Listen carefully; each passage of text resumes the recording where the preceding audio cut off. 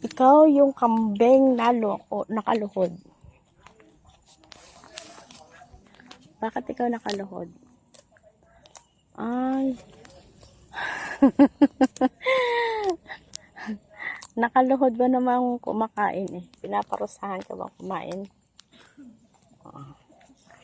Iyan yung kambing na nakaluhod pag kumakain. Pinaparusahan, kawawa naman. Doon may mga damo din doon. Bakit ayaw mo doon? O hirap na hirap ka sa tali mo. Nakaluhod pa. Nakaluhod pa bago ka makakain.